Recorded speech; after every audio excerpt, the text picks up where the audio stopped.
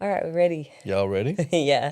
We ready? Welcome back to the podcast, everyone. Welcome. Episode Episode 10. 10, 1-0. What a milestone. Double digits. Can you believe we've done 10 episodes? I can actually. Oh, okay. That wasn't the answer I was expecting. Because I have faith and belief in this podcast and in us. So, of course, I believe that we have done 10. Okay. I have faith that there'll be 100. There'll be 1,000. Because that's all that matters, is that we have faith in our vision. Righto. Yeah, welcome back, everyone. This is probably the first podcast that we're going into it a little bit more blind. We have a rough idea of what we want. We're going blind on every podcast. It's just this one is like legally blind. Like we actually have like the cane and the Labrador and all that stuff. Weren't you telling me about that the other day? Yeah, like, there's such a thing as being legally blind. Yeah, so like, legally blind. So apparently there's a bunch of criminals getting around who haven't actually been approved of their blindness. But no, I think so. Legally blind is where you've like actually gotten approval from the government to like recognize you as blind, so that you can get like the disabled parking sticker and certain entitlements. Entitlement isn't the right Oh, sorry. That sounds like it's a bad thing. blind people walking around aimlessly. They're so entitled. I kind of think that is the right word for it, but it just doesn't sound right. Yeah, it sounds like it's something that they don't deserve. Sounds like you hate blind but people. obviously they do deserve these things. Liz hates blind people. You heard it here Oh my first. gosh. The last two episodes, the intro, I feel like we're gonna get cancelled. That's all right. Every episode is a new opportunity to get cancelled. Yes, when you come to our podcast, expect the unexpected. I wonder if it's also like a pre-requirement for getting like a guide dog, because they're specially trained dogs. Like you need the paperwork and need to prove that you're legally blind. Yes. You're not just vision impaired. Yes. So on that note, we'll get on to the topic of today. Well, we don't really have a topic, so it could be about being legally blind. I don't know if people have come here for that. No, you were just telling me off mic a little train of thought you were having that you wanted to explore on the podcast. Why are you pulling that face? Flip the script. So please do share with the audience. Just so as most podcasts go, we kind of just talk more so about stuff we've talked about behind the scenes. So us have been talking about and thinking about just like the scripts in our head. So like how all the thoughts, both conscious and subconscious, is kind of like what informs our reality. So we have come at it from a perspective in like previous episodes about being like having a positive mindset, and that's how you get the things you want in life. But more so than just trying to be positive, also having a look at what's there right now. Like what is the script that I'm currently playing out in my life, and is that the script that I want? Because chances are it's probably not. Most scripts are informed subconsciously by the events that have happened to us and everything that's gone on. But literally the only difference between you and the people around us, because we're all human beings, most of us have 2 arms and 2 legs. Obviously, sometimes things happen. Most of us have 2 eyes, but obviously sometimes things happen. But human beings on the surface, we're all pretty much the same standard creature. The only thing that differentiates us is we all have different scripts in our head about like, who am I? What am I at this? Am I good at this? Am I bad at this? Am I this kind of person? Am I that kind of person? But all it is a script. Like all it is just a number of beliefs and thoughts and emotions that you've had for long enough that you've decided to believe it and play it out in your life. So yeah, maybe having like a little look at like what is your script? What is the role that you've decided that you are playing in this life, and do you want to keep playing that role, or do you maybe want to take on a new role? What do you think about that? Yeah, I think it's sort of that whole belief that like you tell yourself something and you believe it, but if you don't want to behave a certain way or whatever it is, like you can change the narrative at any time in your life, and you can make a change. And Is that sort of relevant to what you're Yeah, saying? narrative is another good word for it. Yeah. Script is kind of like implies that you kind of know what's in front of you and you're playing it out, whereas narrative is good too, because narrative is more like the subconscious of like, there's almost, you'll hear it sometimes in your head, there's almost like a subconscious narrator who's always saying like, that was bad, that was good. Oh, you didn't do good at that. Oh, no, you didn't do that well enough. No, we don't do that. Or we don't like that. Or you don't like that. And it's like there's this person in your head talking. And a lot of the time you're just like, that's just the way things are. But you don't really have to listen to that voice. Same as any other voice that you hear externally. Like if somebody calls you whatever it is they call you and you don't like that, you don't have to listen to that. And you know that because they're over there and you're over here, you can see that that's not me. But just because the voice is inside our head, we feel like we have to listen to it and that has to inform who we are and what we do. But to see it as it's just another voice, same as if old mate down the road calls me a mean name. It doesn't have to mean anything to me because it's just old mate down the road. But because it's in here, we take it personally and take it to be who we are and it informs our whole reality. But if we can see it the same way and just be like, that's just old mate in my head, or that's just old mate from my childhood who now resides in my head and yells things at me sometimes. But that doesn't mean I have to sit there and be like, oh no, like that's so true, that's so true. It's like, it's just another voice, just another script, just another line that's being read out on the great play of life. And we may choose the role that we wish to play and the role that we wish to end.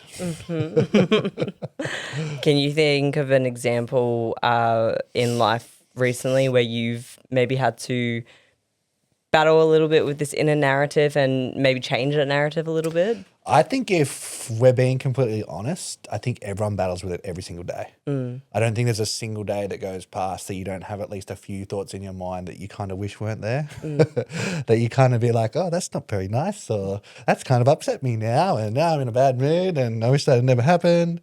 But to think about it, if you want specifics, I think things have been going quite well for me lately, so it's hard to pinpoint specifics, but just general things like you might wake up and maybe you haven't slept as well as you wanted to, or you feel a little bit more tired than what you think is reasonable. I was hoping I would have a bit more energy today, or I was hoping my sleep score and my aura-ing was going to be a bit higher, or whatever it is. Sometimes you might wake up and there'll be a little voice that says like, oh, you didn't sleep well today. You're probably not going to have a good workout today. You're probably going to be tired today, or we may as well just give up now. It's just going to be a bad day. But then it's very easy to let that inform you, and now you play that role out. Now my role has been given to me by the voice. Today is a tired, unsuccessful day. And if you don't question that, you play out that role. But if you are aware enough, especially if you get onto it sooner rather than later, specifically first thing in the morning, and you hear that voice start to play out that role of this didn't happen the way you want, so now this is going to happen and this is going to happen, this is to happen, kind of stopping it and being like, no. Why? Because you said so? Who are you? Yeah, you're just having an argument with yourself at that point. But sometimes you need to have an argument. But we're all so guilty of that. Yeah. It's so normal. And like we had a big discussion about it this week for myself with I wake up and it's like that to-do list, that mental checklist, it like hits me and I'm like, all right, let's start doing it. And I start like going for everything in my head that I want to achieve that day.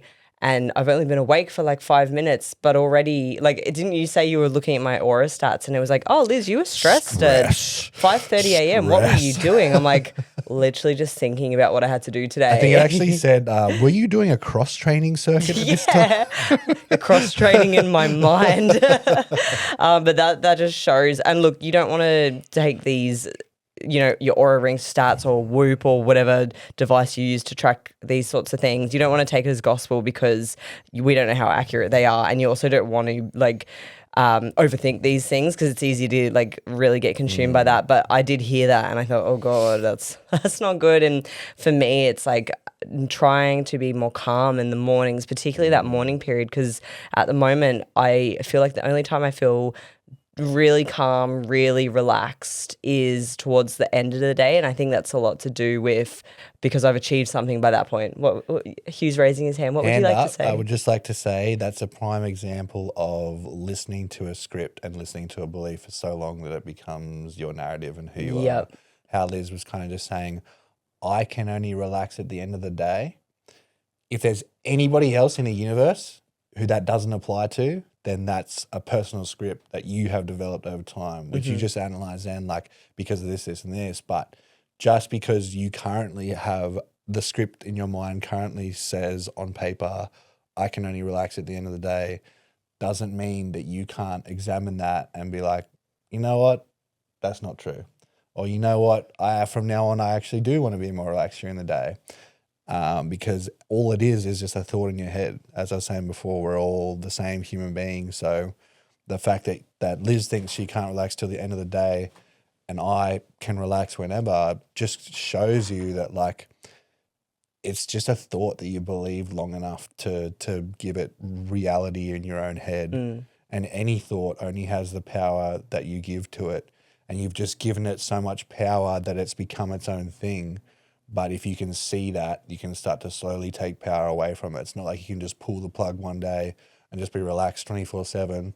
But like if you can consciously like kind of shine a light on it and see, oh, you know what? Like, yeah, I have believed that for a long time, but like, you know what? Like actually, I can remember there have been some days where I was actually super relaxed all day, or like there have been some days where I was relaxed from midday onwards, or I was relaxed with this, or I was doing a lot of work, but it wasn't stressing me out. And then you can kind of like make a case in your own mind about like, yes, I believed this thing for so long, but actually there's a number of times when that hasn't been the truth.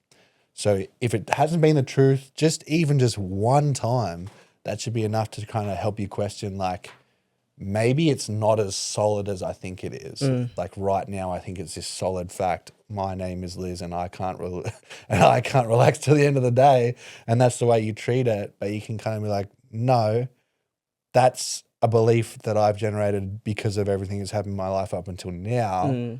But moving forward, do I want to keep playing that out? Or do I have other ideas about the way I want things to be? Yeah, and you made a good example when this came up during the week. You said, like, you didn't used to be as confident as you used to be. No. And that was a matter of me letting go of that inner narrative that, you know, all those negative things I used to say to myself.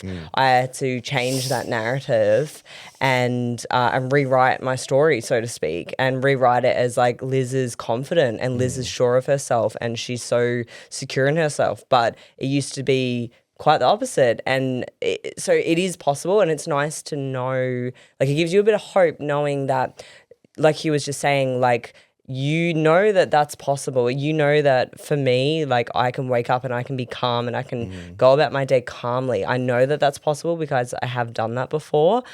It's just that more often than not, I'm waking up and it's like jumping to that mental checklist and going down the spiral of, I got to do this, I got to do this. And suddenly I'm like gone from being resting and relaxed because I've been sleeping to waking up and being like almost frantic. And like that morning period is when Hugh and I get to spend a bit of time together and, you know, just like kind of ease into the day. But more times than not this week, I've been not able to enjoy that period with you in the morning because I'm just like, I need to start the day. I've had a busy schedule. So I'm like, right, I've got all this editing to do. It's like, yeah, you've got all those things you want to do, you want to achieve, but like you don't have to be so frantic about it. And that's for me is a narrative that I need to change in my mind of like, rather than it's you need to wake up and you need to think about all the things that you need to do today, I can change it to you can wake up and you can be nice and relaxed. You can ease into the day. You're going to do all the things that you need to do today.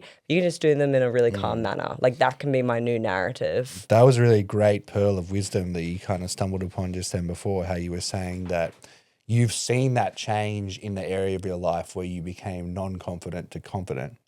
So I feel like if you can see the ability to change the script in one area of your life, you should be able to convince yourself that like you can do it in any area. So same as like what you were saying before, like I used to be so what's the opposite of confident? Insecure. Insecure. I used to be so insecure that I wouldn't even be able to look people in the eye when I talked to them, like, especially if it was like a girl. Like I would talk to someone and I would look at the ground. Like if I looked anyone in the eye ever, I'd look down straight away. Like I used to never talk to anyone. Like I would literally go to the gym and like in my head make it my goal, like please talk to one person today. And then if I most of the time I would leave without talking to someone, and the whole way home I'd be like, you're such a loser. Like beat yourself up. You couldn't even talk to somebody. Like you're never gonna, like all this kind of stuff. And if anyone knows me now, like I'm like too in your face. You can't keep this man quiet. I He talk to doesn't too shut many up. people, and like you probably want me to shut up more often than not. But like I was able to fully change that simply because I rewrote the script in my mind. Like I eventually got to a point where I was like, you know what? Like, why do I keep talking down on myself? Why do I keep making it out like this thing is impossible? Like the only thing that made making friends and talking to people impossible was the voice in my head that said it's impossible, that said it's hard, that said it's difficult, that said you're the kind of person who can't do those things. Yeah, that person can, but you can't. You're not worth it. Like, you don't have anything interesting to say. But the only thing making those things a reality is you and the script that you're playing out in your head and the script that you're listening to. So yeah, and if you can do it in one area of your life, say confidence or whatever it is, don't stop there. Don't think, okay, well I did it there, but it was like a fluke. No, if you can change one thing, you can change anything. So whether it's like a script in your head you have about the amount of work you can do, or how much money you can earn, or the kind of relationship you deserve, or the kind of house you deserve to live in, or the kind of friends that you can have, like literally anything in your life, they're all made up of beliefs and scripts that we have in our head. And if you can change one of them, you can change any of them. Definitely. Yeah, and take hope in the fact that if you've been able to do it with one area of your life, you can probably do it with all areas of your life if all areas need improving or there's some change that you're desiring. So yeah, it's something that I am going to use to help change that little issue I have of mine, and we'll see how it goes. But something else, you find little tricks that will help as well. So it's like changing the narrative. But that, I remember saying to Hugh the other day, I was like, yeah, but like how? Like I know I can do it because I have seen it in other areas of my life, but it also still feels so hard because I'm so used to waking up and being like task orientated. And so for me, I was like, okay, yes, I want to change the narrative, but like I need to break it down into like little itty bitty steps to make it like feasible for me to see that change play out. And so I was like, okay, the night before when I close up the study and I'm finished work for the day, just before I check out for the day, work-wise, like let's just write out a little to-do list for the following day so that it's almost like a brain dump for me. And this is something that why I think journaling is really good for me as well, because I have so many thoughts in my head. I have such an overactive mind, and which is so great in some areas, but for like the sake of calmness and zen and relaxation, it's not good. And so me being able to brain dump, okay, this is the tasks for tomorrow. I've given myself permission to forget about it so I don't have to retain that information. So when I wake up the next morning, there's not that like urgency of, oh gosh, let's play through all the things that you need to do today because, oh God forbid, you're going to forget something. It like gives me permission to forget something so that the next morning I can be more free in my mind. And today it was good. I woke up this morning and I did this the night before. I wrote out my to-do list, and this morning I was a lot better. I was way more calm. I did have to get up early and go to Coffee and Connect, but I still didn't feel any sense of like stress. I put out my clothes the night before as well. Just little things. It's like organization, I think for me, is big. And because I struggle with like time management and I have like a really bad perception of time, I think doing things like writing out your to-do list, putting your clothes out the night before. I know this all sounds so simple, but I'm just sharing what's helped with me in case anyone else struggles with this. And I think like my advice would be find the little things for you that help. So we're talking about changing your narrative, but like maybe you need to break it down into more bite-sized like tasks that gets you to achieving that change in narrative. I think what Liz is talking about is that, like we were saying in that other episode, ultimately it's your mentality that will create your reality. However, there are things you can do in your reality to make the mentality easier to influence. Yeah. So there are little things around you that it's not like you can't use your physical environment or it has to be all mental. Like, no, you can like set your room up in a way or set your house up in a way or surround yourself with certain people or do certain little tasks and activities that put you in a good state of mind, because when you are in a good state of mind, your ability to be conscious about what you think and what you want to think and how you want to feel and how you want to act it's that much easier to get to that place. So it's about the same destination, but there are numerous routes to get there.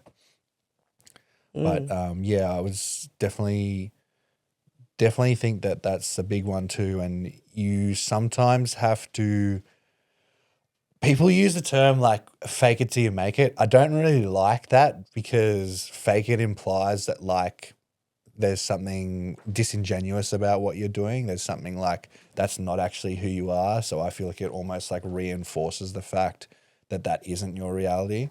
But for me, I kind of more prefer it's like just have faith and just know that your environment is always going to be a reflection of your mental state. So you have to take that leap first. Like you have to change here if you want everything out here to become different too. You can't just wait for that to change in order for this to change, because people will treat you the way you act. So if you're acting insecure, if you're acting fearful, if you're acting nervous, people are always going to treat you and respond to you in that way. So nothing's ever going to change. Like it's not like suddenly one day people are going to treat you like you're an amazing, confident person and then you can become that. It always has to be the other way. So, and don't think of it as like fake it till you make it, because then that's just, you're just putting on a persona and you don't really feel much of a change. It's more like, I'm going to make a decision today. I'm going to take a leap of faith and I'm going to just like be this person that I've always wanted to be and just see what happens.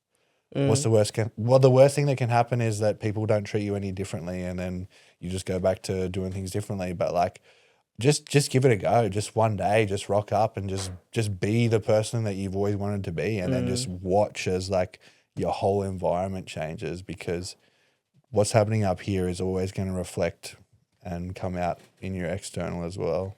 Yeah, it's more, like you say, it's taking a leap of faith, perhaps, rather than faking it till you make it. And would you say the example you shared before about when you were struggling with some shyness in the gym and you were struggling to make eye contact with people, can you remember like a moment where you did flip the switch a little bit and you were like, today I'm going to make eye contact? Yeah. Like It finally just flipped one day, because I had this thing in my head always of like, just say hello to someone, just say hello to someone.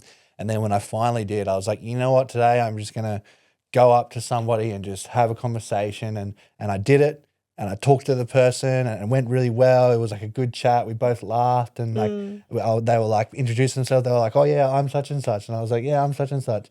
And I went home, and honestly, it seems like the smallest thing, but for me at that point, I was literally like on cloud nine. Like I remember almost like dancing on the way home, because I would walk home from the gym at that time, and just being like so happy and like full of joy and just like yes, I did it, and like it went well, and like that changed my whole thing. And then the next time I was in the gym, I was not fearful. I was excited. I was like looking forward to like, who can I talk today? Because I actually did the thing and I overcame my fear. And when you do the thing and you overcome your fear, chances are the thing is going to respond well to you as well. Like, especially in that situation, because look, 99% of people are happy for a chat, and people want to connect. People want that feeling of connection. So no one's going to be like upset with you for saying hello. Like it's a pretty twisted individual to be like upset and like not want to at least like hello and have like a little conversation with somebody. So, But the fact that I actually did the thing that I said I was going to do and made that change and had like that, now the environment changed because I changed up here and took that leap of faith. Now this new thing that used to like fill me with fear and dread was now something that excited me and I look forward to. And yeah, that was a really pivotal moment in my entire transformation. It's really cool. Yeah, and I think that's also a good example of like not seeing it as this huge thing, but just taking like a little step. Like I could have said to myself, like the goal is to be like a confident, happy person with lots of friends, and that seems like this massive thing that's going to take ages. Like how is that ever going to happen? But really, when you move it down to it, the real goal is just talk to one person. And when you push over that first domino of this little approachable goal of just talk to one person, all the other ones start to come over on it. And then you eventually lead yourself up into a person that you never even in your wildest dreams thought you could have been, because you did that one little thing that you set for yourself. Yeah, it just takes one little leap of faith, or maybe that was a big leap of faith. And I think the first time you prove to yourself that you can do the thing that you don't think you can do, it does seem really scary. And I don't know if you can remember what the mental space was like leading up to it, but were you like really anxious? Dreading it. I made like a few attempts at it, like walked near the person and then like pussied out and went to the other side of the gym, went back to doing the workout and and it taken weeks leading up to it of like failed attempts of like, because there's so many voices in your head that are always going to tell you why you can't do something. Like so many would be like, oh no, well like, oh, they're wearing purple today, and you know that purple's not a very social. Like it'll come up with like the craziest thing. Like, oh no, they're doing legs now. Like, people don't like to talk when they do legs, or oh, actually no, you got a pimple on the back of your neck today. You better not talk to anyone today. Or literally, your brain will find anything. There's so many excuses as to why. Nah, we shouldn't, because it's just scared of the unknown. The brain is programmed to be scared of what it doesn't know. So any new change that you want to make, it's like, oh, hold up. Like, I don't know if we should be doing this kind of thing. But as we've talked about in other episodes, survival. This thing's for survival. It ain't for survival. Did you just make up that word? For survival. It's for survival. So sometimes you need to overpower that and be like, look, this thing I'm doing right now, it's talking to somebody. I'm not like saying, not going to jump into the lion's den, not going to jump into like a lion enclosure and see if I can do a dance before I get out kind of thing. Like there's not some huge, and I understand why it does seem like a big deal, because in Paleolithic times when we were first starting out and we were in tribes, if you were accepted or not by the people around you, that did mean life or death. Because if you were ostracized from the group, then that would mean you would die, because you would not be able to survive on your own. So that's why we do have such a big fear. And it's natural to have a fear around like public speaking and meeting new people. So when you do feel those things, like realize like you're not a freak, you're not a loser for feeling those things. It's like, it's just the wiring in your brain from the way we used to operate. But to see that and then move past it and know that's not the way society works anymore. Yeah, I love your example, because if anyone knows Hugh and has met him, you would almost find that hard to believe. But it actually gave me a lot of peace and a lot of hope when you shared those stories with me when we first started seeing each other, because I felt like you were 4 or 5 years ahead of me when it came to like overcoming anxiety and the shyness and struggling to talk to people in the gym. And so we were talking about like have faith in yourself and know that you can make those changes, but sometimes sometimes that's not enough, or maybe you've never overcome a negative narrative in your mind and you don't have anything to like find hope in. So sometimes that needs to be in other people. So that might be listening to a podcast or a partner or a friend who has overcome something that you want to overcome. And I think that's why it's so beautiful that we have all these resources. And while social media can be negative, I actually think there's a lot of positives. And I think if you can find the positives on social media, like finding an example of someone overcoming something that you want to overcome yourself, it's so great. And I really look to Hugh as an inspiration. I remember I used to ask you questions and I'd be like, yeah, but I want to talk to this person, like, how do I do it? And or I'm so nervous, I can't make eye contact with people in the gym, and I hate how I feel this way. Like, and I would ask you questions about how you overcame it, and it really did give me hope, and it was really helpful for me. And I remember you would just break it down, and you would give me like these little tricks I could try, like, oh, well, why don't you try and like make eye contact with everyone when you walk past them, or try and say hello to like one person when you go to the gym today. Like, break it down, like we were saying, into like little bite-sized pieces, and make it like feasible for you. Because I think if you approach this like change that you want to make, and you give yourself this grand, big like task ahead of you, you're probably not going to be able to overcome that. But I think if you break it down into little steps, and you're like, okay, this tomorrow I'll do this, and then the day after that I'll do that. Like, just keep it simple. Bite-sized pieces. Yeah, I think I'm hungry. So yeah. No, I think that's a really great point that you raise, and then also having other people as inspiration of like what a human being can be. Like, because sometimes you can be in a headspace and not even know where you would prefer to be, just accept where you're at. But like, to actually find someone as like a role model, whether it be someone international or somebody that you actually know in your circle, to look at that person and be like, what is it that I really admire about that person? I admire that they do this, or that they have this trait, or that they are always true to their word, or whatever the things are that you admire about that person, and then try to replicate that in your own life. And now that you in your head know these are the things that I like, then it's a lot easier for me to now be like, I'm going to try to now embody these things. Whereas if you aren't even aware of the things that you like, and you just accept whatever is going on in your head as reality, then it's hard to get to a destination if you don't even know where that destination is. If you haven't even pictured for yourself, if my script, if my play was exactly the way I wanted it to be, what would it look like? What kind of things would I say? What kind of things would I do? What kind of people would I hang out with? What kind of traits would I have? What kind of physical routine would I have? What kind of mental routine would I have? You can kind of plan all of that out and be like, if everything worked exactly the way I wanted it to, what would it look like? And now at least you have something to work towards, where a lot of the time you just like, you don't even know. Like I've said before, like you're just waiting and just hoping that something's going to happen that makes you feel good. But so sure, that'll happen every once in a while, but you really need to set up for yourself, like, what does an ideal mental, physical life look like for me?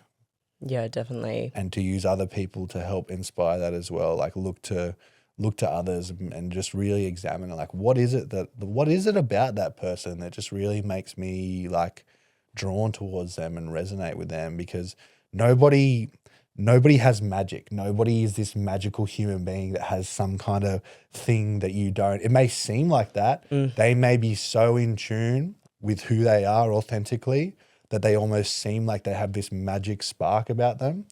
But there is no actual magic. There is no woo-woo. There is no powder that any human being has over anyone else. The only difference is that some people know who they are and they own that and they live that, and some people don't. Yeah, I think it's a matter of being self-assured or not. Would you agree? It's like the person that you're looking up to, that magic that you see, it's probably like, if we're talking about confidence and anxiety, it's like a sense of like being so self-assured. And that's what I think true confidence is. It's like being so secure in yourself. That's exactly what I was going to say. Like, true confidence is, I know who I am. Yeah. And I am being that person 100%. Yeah. And there is nothing that can take away from that. There is nothing. I'm not trying to be this. I'm not trying to be that. I have 100% in my mind found out exactly the person who I want to be, and I am living that. There is no greater expression of like confidence, assurity, power, abundance. Like, everything comes down to just like finding out, like I was saying before, all the little things in your life. Like, if everything was perfect, knowing the exact person that I want to be and remaining and staying true to that person, and that's my life, and that's the way I act, and that's who I am. What more can you hope for? Yeah. Yeah. it opens up so many opportunities too when you are being self-assured. Like it's like you have unlocked like a new level to life. And it's like you notice, like I've noticed this, the people that start to gravitate towards you, and also the way that people react to you, the way they respond to you, it's like it is like you have some magic power. That is such a good way of putting it. But it's like there's no magic, or like the Midas touch. yeah, the what? The Midas touch, they call it. What's that? So the Midas touch means everything you touch turns to gold. I got the Midas touch. Everything I touch turns to gold. Are you making this song up, or is No, this it's a the real actual song. song? Because I was like, It I plays haven't in heard the this. gym, bro. How have you not heard that? I normally, well, my mind's very busy, so I don't hear the music that plays in the gym. I can only hear my inner narrative. But yeah, 100%. Like I was saying, like it seems like they're magic. Like they just walk into a room, everything lights up, people gravitate towards them, people come to them with offers of like, we want to work with you, we want to do this with you, all this kind of stuff. And that's when it comes back to like manifesting is so many people get wrong is that they focus too much on what they want rather than am I the person who is going to, the kind of person who's actually going to bring those things about. So they're too much external. Like we were talking about, if you 100% get you right as a person and you are 100% living your true authentic self, everything will come to you. All these opportunities are just going to come out of wherever. Everyone's going to gravitate towards you. It's going to be an amazing life. But if you're too stuck up in the I want this, I want this, I want this, I want this, and you haven't brought yourself up to a level that's ready to like be a part of all of those things and be on the same energy as all those things, then those things are always going to remain wants. They're always going to remain desires. They're always going to be just out of reach. It's not about reaching the thing. It's about becoming the kind of person who draws the thing to them. Yeah. Yeah, I love that. Love it? I love it. Love it. What is Liz's perfect script? Like when Liz is at her peak performance and being Liz's true authentic self, what kind of person is Liz? What kind of thoughts does she have? Emotions? What does she do? All that. That's a really good question. I'm keen to ask you the same thing. Perfect script in my mind is, do you want like actual words that I'm saying to myself? Whatever comes up. Okay. You can go as deep and as personal as you want. I think for me, it would be like, yeah, that self-assuredness that we're talking about. It's like there's no negative self-talk. It's like thoughts pop up, but I just put them away. It's like I hear them, I see them, I recognize the emotion behind them, but I very quickly also put them away, and I have gotten so much better at that. And so I think it's being able to put the negative self-talk away. It's believing in myself, like having unwavering belief in myself and confidence that I'm amazing, I'm strong, I'm capable, I'm able to do all these things that I set out to do, whatever it may be. It's so funny. I feel like you can hear me telepathically. Like just before you said that, in my head, I was like, oh, I really want you to like tell me a few like I ams. And just as I said that, you were like, I am this, I am that. I was like, we're on the same wavelength, baby. But yeah, that's what it is. It's like all positive, very like I am confident, I am strong, I am self-assured, and it's actually believing those things. And I do believe those things, but sometimes I waver and sometimes I have self-doubt. Like we've been here on all these episodes preaching about like how far we've come, but I'm not perfect. I still slip up. Like I've said in this example this week, I was like a frantic little mess the other morning and stressing myself out over nothing. And so like we always dip into making mistakes and we're not always perfect. But yeah, that would be mine. That's the contrast of life though. You can't have, if every day was perfect, then perfect would become normal and boring and we wouldn't have any contrast in life. Yeah. But it was so important that you said that about all the I ams and everything. And then you said, but actually believing them. Yes. So I had a really good analogy I was thinking the other day. Is like, you have an analogy. I have an analogy actually. He never has analogies. Our thoughts are seeds that we plant, but our emotions is the water that actually helps them grow. So if you just have a seed that you plant a thought like I am great, but there's no emotion to go along with that plant, it's just a stagnant seed. It's not going to grow into anything. It's got no power behind it. But if you have a thought that's like, I am worthy or I am whatever, and then while you're saying that, you actually feel that worthiness. You feel people loving you. You feel you loving everyone else. You feel all this kind of stuff. That's what gets it to grow into like the garden of life kind of thing. Like you have this seed now grows into a plant, and now you have a I am worthy plant that's thriving along in your head, and you keep watering it with the emotion and it keeps becoming more and more kind of thing. But if it's all it is a thought in your head, it's just a seed. And a seed is just a seed. A seed can't grow unless you water it. So having like some emotional resonance with that thought as well is what's going to make that actually grow into something that actually thrives and becomes something in your head. Very good. Love your analogies. Very good. Can you tell me what your perfect script would be? My perfect script is to have no script. Oh, okay. No, that's the spiritual answer.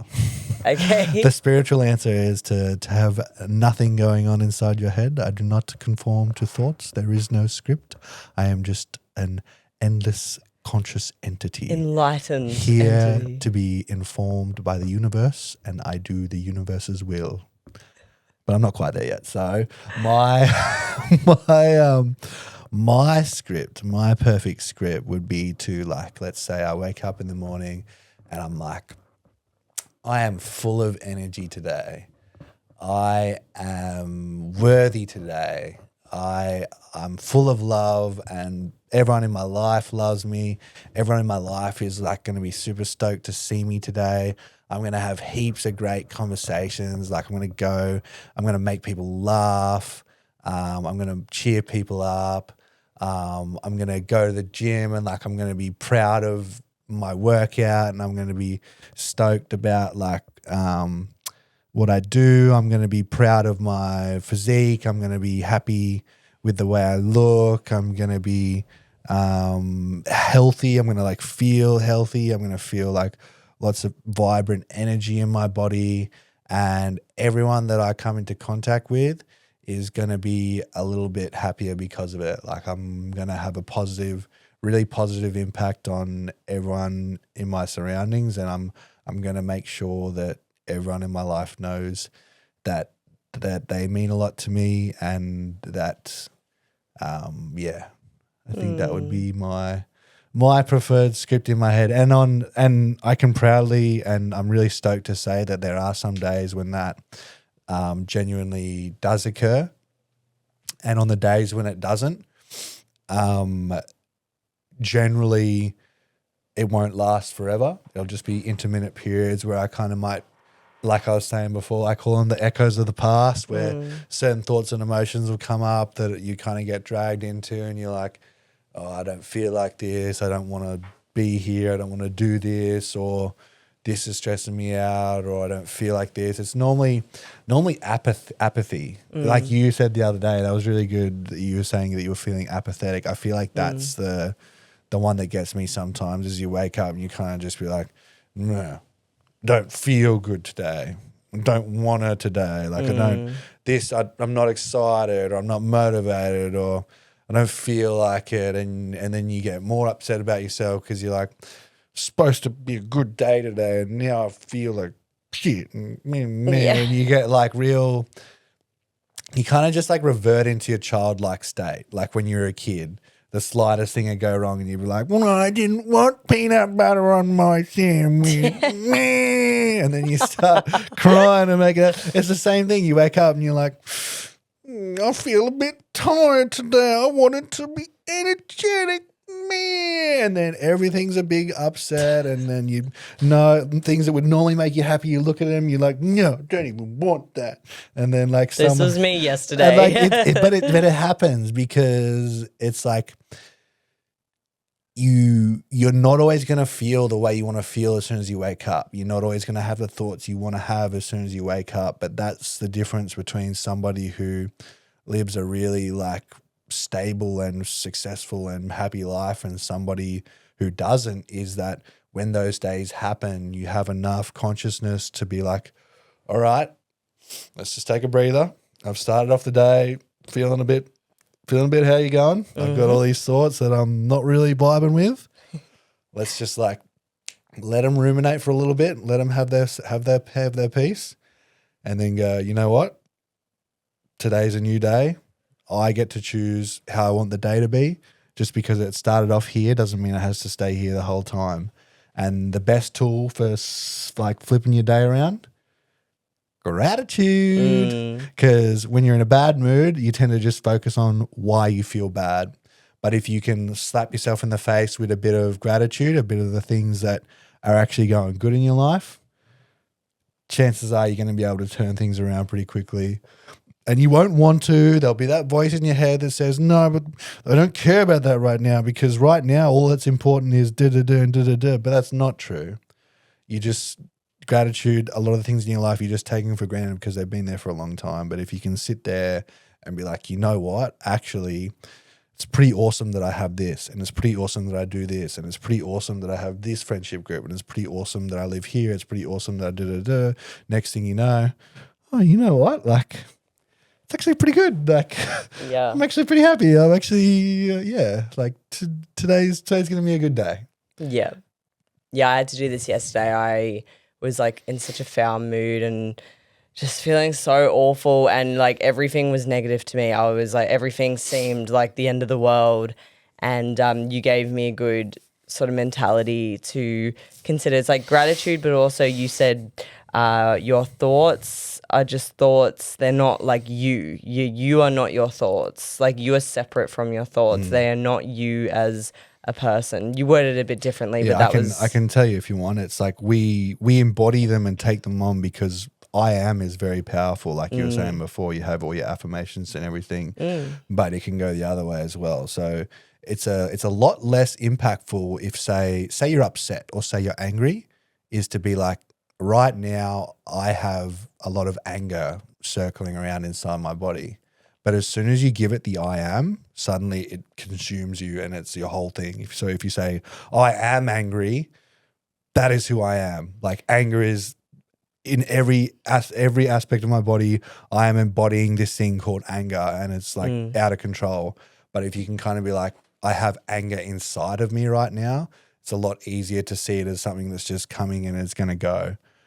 So be careful what power you give I am to, because any I am you make, it's like it becomes a part of you. Now it's a part of my identity. Same as you say, I am sad, suddenly like it's everything who you are. But if you can kind of be like, right now I can feel that there is sadness inside my body, it's a lot easier to like see it from an impersonal perspective and then let it kind of play itself out. Yeah, the language you use is really important. And you're really good at keeping me accountable for that. You're like, I'll say something and you'll check in on me and be like, hang on a minute, can we just backtrack and can we just like look at the language that you just used there? And it'll just be something really simple like, oh, I have to go home and I have to go do some work now.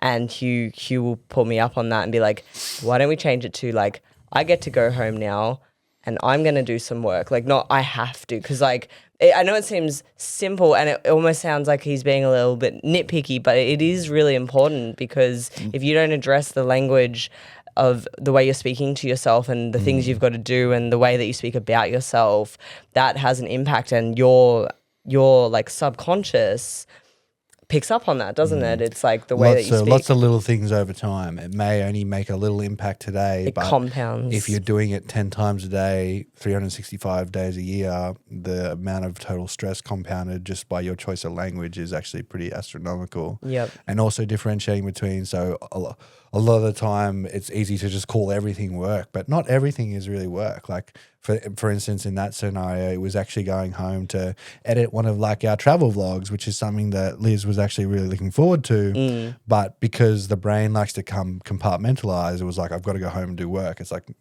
let's actually look at what we're doing. You're going home to do some editing on something that was really exciting and something you're really keen to see come to fruition. So just the way you word things, not compartmentalizing things too much, really being observant of like how am I talking about my life and the things that I do in my life? Yep. Compartmentalize. Very important. Well, that was good. That was a good little combo. I think it's probably a good place to wrap it up there. Was there anything else you wanted to talk about?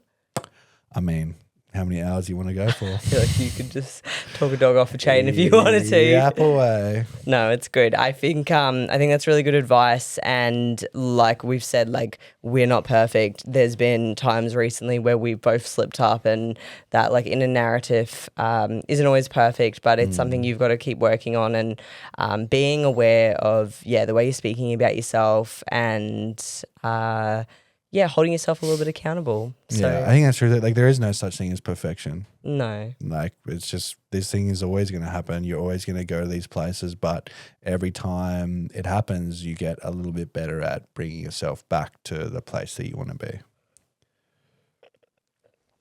Yeah, definitely. Sorry, I was yawning. It's getting a bit late in the day. Normally you do these in the mornings. This is an Arvo session, so. Yeah, I'm starting to fade a little bit. But no, I've really enjoyed this chat. Thanks for joining us, everyone, for episode 10. Thank you. I think next time we might do a travel one. We've done a lot of these introspective ones, and I really enjoy them because it's sort of like almost like a train of consciousness. It's just like our thoughts coming out, and we have conversations like this just in our relationship, but it is nice to record it because often we'll listen back and we can take value from what we've said, because sometimes you need a little reminder, even when it's something you have said yourself. I'm definitely guilty of that. But yeah, thanks everyone. But to summarize, what is your script? Is it the one you want, or is there a new role that you want to set for yourself in life? Yeah, could you rewrite your script? Rewrite the script. Yeah. Flip the script. Be the director of your own play. Yeah. All right. Bye, everyone. Bye-bye. Bye-bye.